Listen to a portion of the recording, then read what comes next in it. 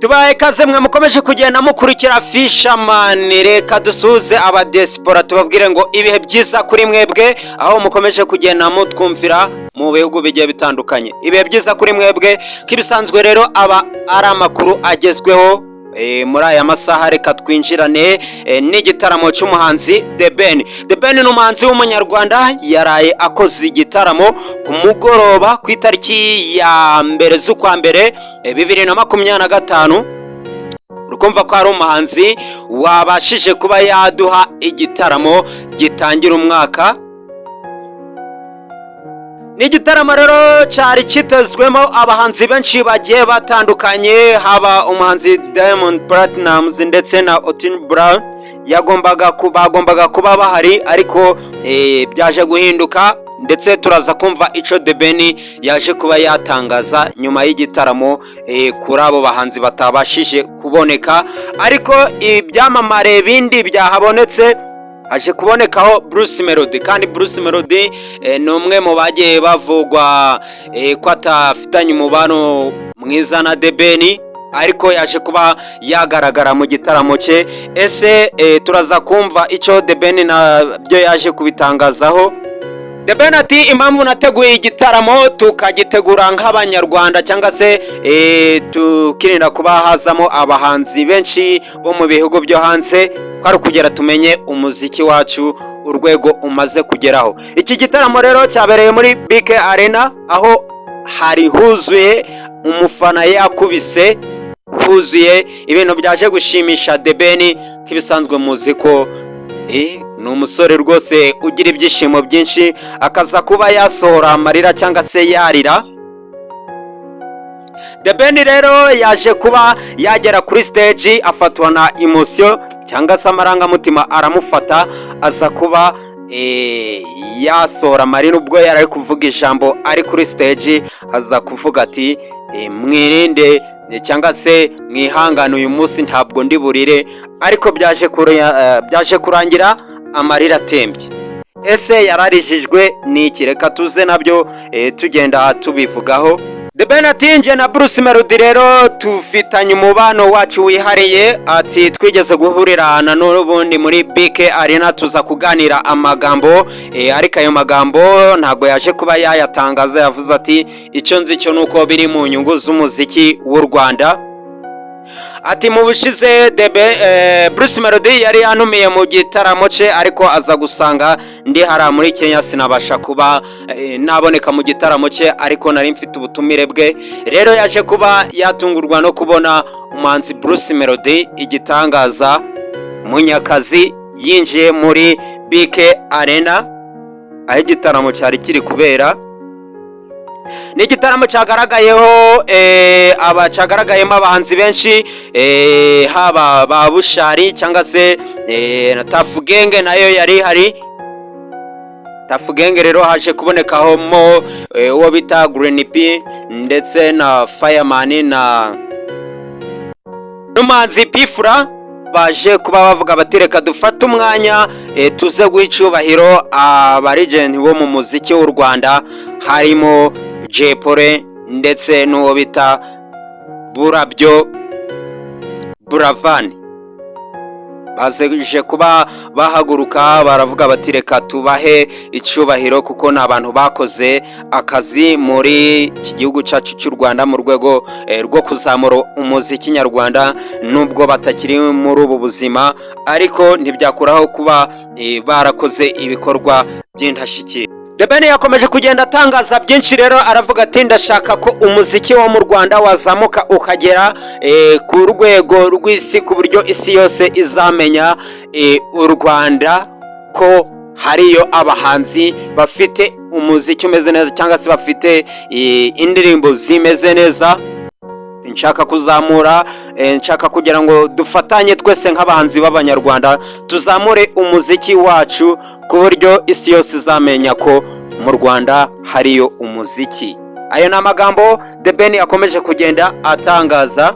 Yakomeje kugenda avuga ko Tom Close cyangwa se umuhanzi Tom Close amufata nk'umuvandimwe wa hafi, kubera ko birenze kuba ari ubushuti, kubera ko Tom Close burya amakuru mutari muzi niwe wazanye The Ben mu muziki. Tom Close niwe wafashe ukuboko The Ben amuzana mu muziki, aramubwira ati ndi kumva ufite impano yo kuba waba umuririmbyi cyangwa se wavamo umuririmbyi, amufata ukuboko amuzana mu muziki. Hari undi rero nawe mutari muzi ubita manager Muyoboke. The Ben yaje kuvuga ko Muyoboke ari umwe mu bantu nabo batumye aba muririmbyi cyangwa se aba umuhanzi. Ati kuko njyewe ntago natekerezaga ko nawe umuhanzi, ahubwo numvaga ngomba kuziga kaba umuganga. Ariko The Ben na Muyoboke, Tom Close na Muyoboke nibo bafashe The Ben ukuboko bamuzana muri uruganda rw'umuziki. Ibyo ntago ayo makuru mwarimu yafite, ariko niko bimeze. Ku makuru rero ya Muyoboke yaje kuvuga ko mu byo muri bimwe yaba yararuye cyangwa se byo yarategereje muri uyu muziki nyarwanda, ko The Ben abaye umuntu wa mbere ubyujuje cyangwa se ukoze icyo yatekerezaga muri uyu muziki. Barako muzi ko Alex Muyoboke yambaye manager w'abahanzi benshi bagiye batandukanye, ndetse yaje kugira n'inzu y'umuziki hariya, ariko yabaye manager wa Super Level cyangwa se yagiye amanaginga abahanzi benshi batandukanye, baba ba Chani na Nina. Ni benshi n'abahanzi bose tuzi b'abastari bo mu Rwanda, akenshi na kenshi wasangaga harimo ukuboko kwa Alex Muyoboke. Ati ibyo natekerezaga muri uyu muziki cyangwa se nari ntegereje kuri uyu mugoroba, The Ben abishize mu bikorwa ku itariki ya mbere z'ukwa mbere 2025. The Ben akomeza kugenda avuga ati nge ndashimira umuhanzi Otile Brown kuko yaje mu gitaramo cyanjye, we muhanzi nyine waje kugaragara mu gitaramo ca The Ben. Mu bahanzi bari baratumiwe b'abanyamahanga cyangwa se bo mu bindi bihugu, haje kugaragara Otile Brown, niwe waje kwitabira. The Ben aza gutangaza ko impamvu abandi bahanzi batabonetse bari bafite izindi mpamvu zigiye zitandukanye. Ati sinave ba Diamond Platnumz impamvu ataje mu gitaramo cyanjye, kuko impamvu yarafite yari yumvikana, ndetse n'abandi bahanzi batabashije kuboneka mu gitaramo cye. Rero avuga ati Otile impamvu yabonetse hari gahunda zindi nawe yarafite, ariko yemera kuzihagarika aza mu gitaramo cyanjye. Ati ndamushimira, ati impamvu ari hano si impamvu y'ikiguzi, ahubwo ni impamvu y'urukundo ankunda cyangwa se y'ubushuti dufitanye. Mu tundi dushya rero twakomeje kugenda turanga iki gitaramo ca The Ben, dore ko MC yari uwo bita Anita Pendo, ari mu ba MC bari kwemusinga iki gitaramo. DJ Brian yari ari kuri stage nk'ibisanzwe, niwe wari umu DJ nawe muri iki gitaramo, ariko DJ Brian imyambarire ye karagasha. Ni imyambarire navuga ko ari bwo bwa mbere yari isohotse. DJ Brian rero yari yambaye neza rwose, bimwe bigezweho bya gisani. Tukivuga ku myambarire rero, The Ben yaje kuba yahindura imyambarire inshuro zigera muri 3. Bwa mbere aho yari yambaye, hari abaje kumubona yambaye imyenda isa n'umweru, imwe mubona ikunze gukoreshwa nko ku bwami gutyo.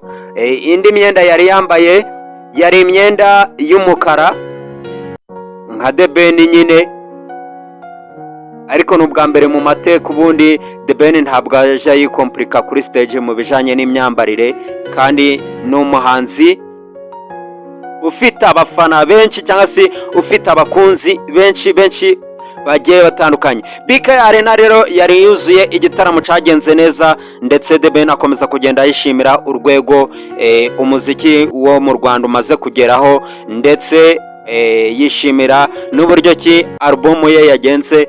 tubibutsa ko iki gitaramo cari cyo kumurika alubumu yari imaze igihe itegerejwe, ariko The Ben byarangiye ayishize ku mugaragaro. Reka tubabwire ngo ibihe byiza, mukomeze kugenda muryoherwa na gahunda z'ibiganiro tubagezaho.